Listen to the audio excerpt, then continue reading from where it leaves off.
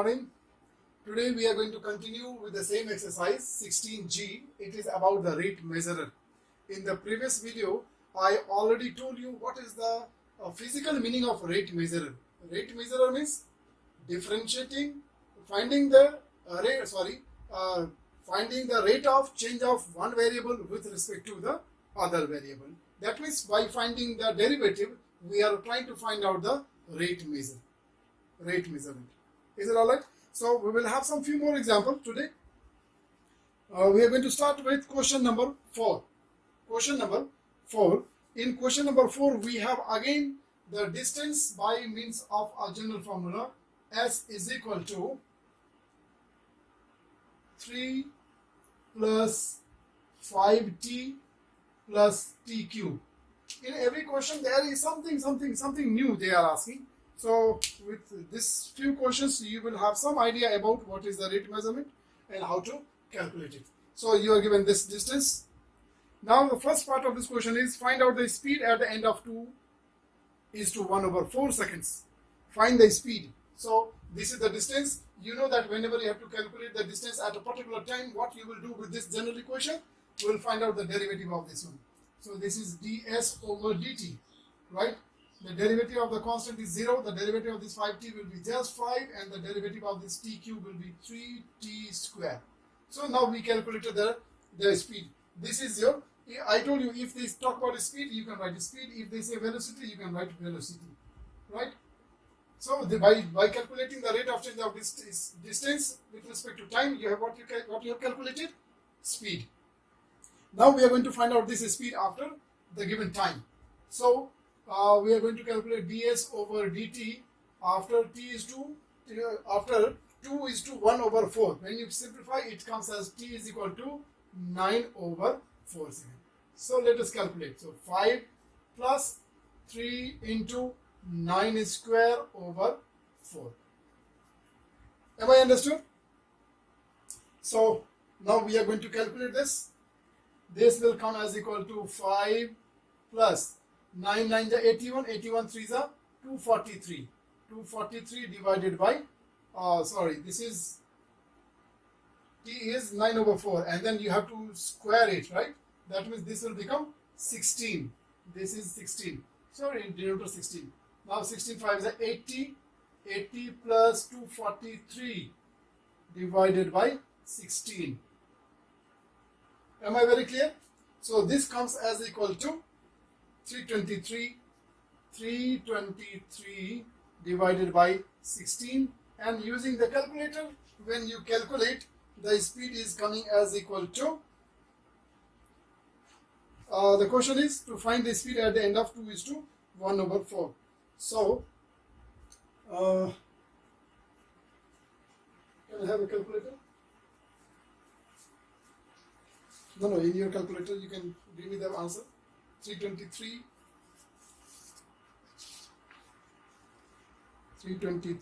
okay, yeah, answer is 20 is to 3 over 16, and this is speed, so this is meter per second. Is it very clear? You can also write this answer in decimal, because when you are using the calculator, you will not be able to get the answer in the mixed fraction. You will get the answer in the decimal form. Is it okay? So this is part 1. Now the part 2. This was part 1. Now part 2 of this question is acceleration find the acceleration at the end of so and so. 3 is to 2 over 3 seconds. Acceleration. So by now you have understood how to find the acceleration. When you differentiate it for 1 time, you are getting the speed or velocity. When you are differentiating this for 2 times, you are getting the acceleration. So now we are going to calculate the acceleration. That means this will be differentiated for 1 more time. So when you differentiate this for 1 more time, you can write this as d2s over dt square. And now you can differentiate. So this will become 0, and then this will become 6t. This will become your 6t. Am I very clear? So this is the derivative of your this is the acceleration. Now this acceleration we have to find out after 3 is to 2 over 3 seconds. So let us calculate. D2 d2s over dt square at t is equal to 11 over 3. 3 is to 2 over 3. So 3 is 9 plus 2, 11 is equal to. Now we can put the value 6 into 11 over 3. This is 3 2 is a 6, and then this is finally coming at this is equal to 22 meter per second square. So we got the acceleration 22 meter per second square. Is this very clear? Now the last part of this question is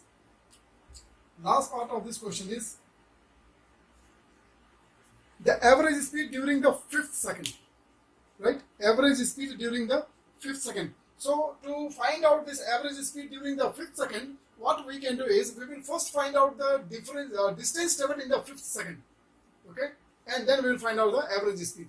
So let us find out the distance traveled in 5th second. Distance traveled in 5th second. How can we find it out? We can find out by finding the difference of the distance traveled in 5 seconds and in 4 seconds. So this is distance traveled in 5 seconds and minus distance traveled in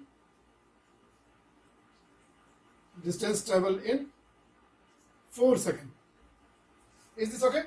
By finding the difference of these two, we will be able to get the distance traveled in 5th second. Clear? And the formula for the distance is this much. So we can use this formula is equal to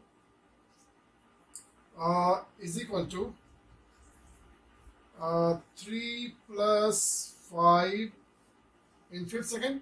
So 5 plus 5 cube minus now in 4 seconds 3 plus 5 into 4 plus 4 cube, right? So how much it comes? This is 5 5 is 25, 25 plus 5, 30, right? 5 5 is 25, 25 plus 3, 28, and then 125. 125 plus 128, 153. 153. Am I very clear? And then this will be 5 for the 20 and plus 3, 23, and 64. 4 for the 6, 4 for the 16, 60 for the 64. So this is 64. 20, 23. 23 plus 64. 23 plus 64 is 87. Is it okay? And the difference of these two is 66 meter. So this is the distance traveled in the 5th second.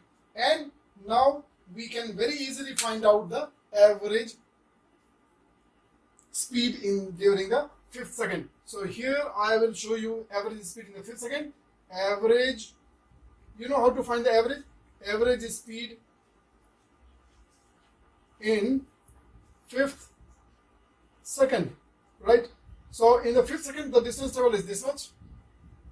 And 5th second, that means in 1 second only. Therefore, your answer is 66. And this is average speed, so meter per second. This is your final answer. Alright. Now we are moving on to question number 5. Right? Very simple, very flat question. Okay. The question is, a particle moves along a straight line. A particle moves along a straight line according to the law S is equal to at square plus 2bt plus c. Right?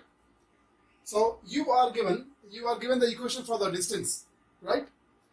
Let me first of all write down the equation, then I will go into the next part of the question. S is equal to at plus at square plus 2bt plus c distance. And now the question is to prove that its acceleration is constant. Acceleration is constant. Prove that its acceleration is constant. Before I take you to this actual question, I would like to again repeat one sentence which I have to review some time before. In English alphabet there are 26 letters, right? In English alphabet there are total 26 letters, right? The first 13 letters are considered to be constant, are normally used as constant in mathematics. The first 13 letters are normally used as constants in mathematics, and the second half 13, the another 13 letters in English alphabet are normally used as variable. Clear? So from that point of view, when you see this question, then A, B and C are constants and then T is your variable. Hope I am very clear. Now we have to, the question is, we are coming to the question where we have to prove that the acceleration is constant. Acceleration is constant, right? So let us begin this question. You now know what we can do with this equation in order to find the equation for acceleration. When you differentiate this equation for one time, you will get it for the velocity, you will get the equation for velocity, and that velocity again differentiated, you will get the equation for acceleration. So let us find out the acceleration and then see what is the answer, and then we will decide whether it is constant or it is not constant. Okay? So ds over dt.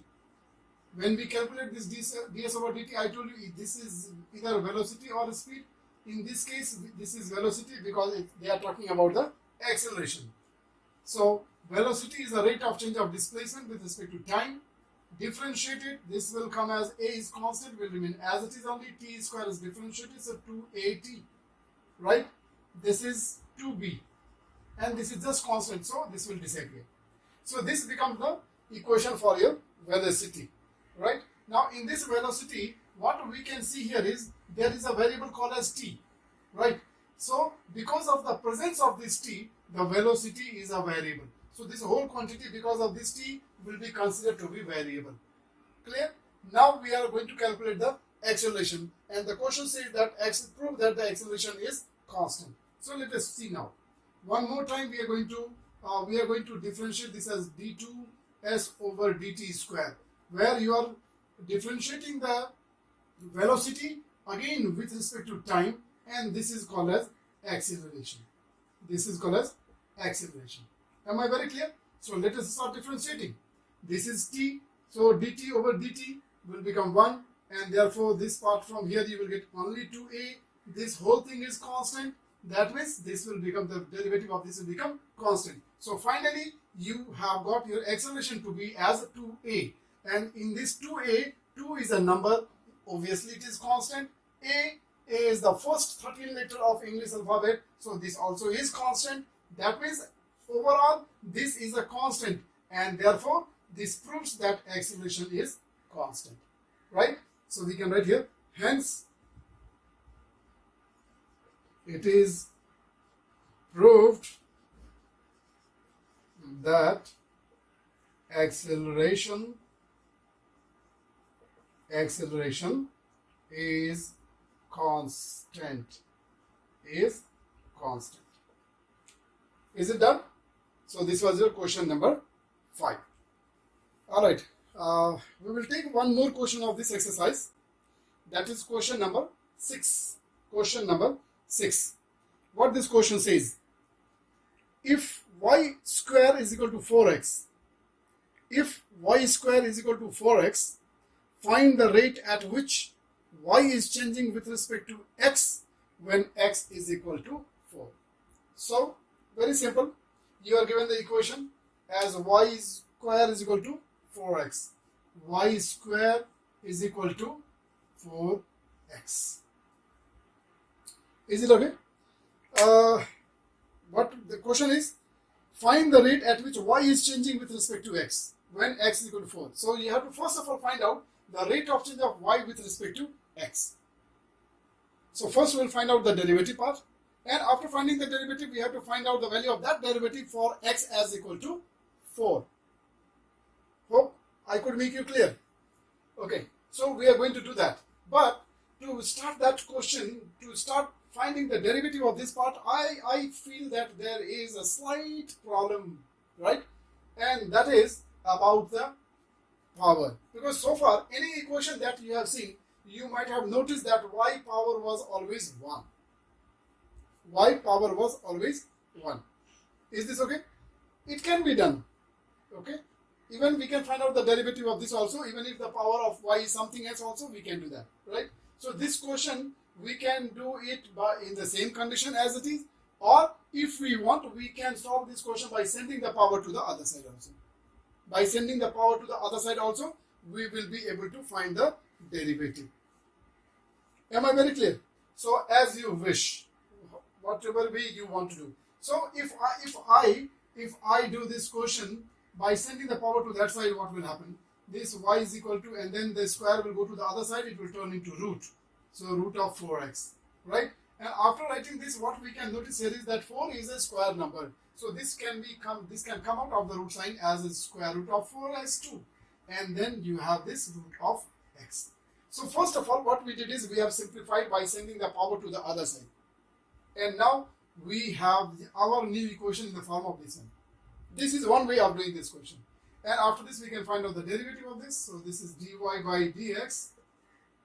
We are finding the rate of change of y with respect to x. So this is now 2 is constant as it is, and when you find the derivative of this will be 1 over 2 root of x. You know that what is the derivative of root of x. I told you in the beginning only, right?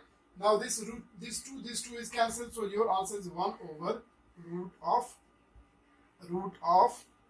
x. Am I understood? Now we have to find this derivative when your x is equal to 4. When the value of x is equal to 4. So let us find it out. dy by dx, okay, is equal to when x is equal to 4. So this is 1 over root of, for x we can put as equal to 4, and therefore this answer is 1 over 2. Is this okay? So this is, and then we can have plus minus because the square root of 4 is plus 2 and minus 2, therefore you are getting 2 answers. So this is one way of doing this question. I will show you another way also of doing the same question, right? If I don't make this change, if I don't do the rectification in the question, and in the same condition as it is, if I have to find out the derivative of this, then how can I do this? So we can say differentiating with respect to x, right? So first of all, for this we will apply x to the power n formula. So this will become 2y, right? And then we can write this as dy by dx. Clear? And then this is equal to 4. Is it okay? Now let us simplify. This 2 and this is 2. Is it okay? Now this is dy by dx is equal to 2 over y. Am I right? Now what is y? Y is root of 4x. So we can put the value 2 over root of 4x, right? And then root of 4x. Root of 4x, this we can write as 2 over 1, square root of 4 will be 2, and then root of x. So this 2 is cancelled. Your answer is 1 over root x. Now you can see here, when I calculated the derivative of this given function by making these changes, I got this answer. And here without making any change, I'm getting the same answer. Isn't it? And now we have to find the derivative of this when x is equal to 4. So dy by dx when x is equal to 4 is equal to 1 over root over 4, and finally your answer is 1 over 2 plus minus. So I did this question in 2 different ways. So finally this is the end of this session, right? I have tried to solve the question till question number 6, and I will give you only one assignment, that is question number 7. So from exercise 16G, you will solve only till question number 7. Okay, so with this, thank you so much for watching the video. Stay home, take care, and be safe. Thank you.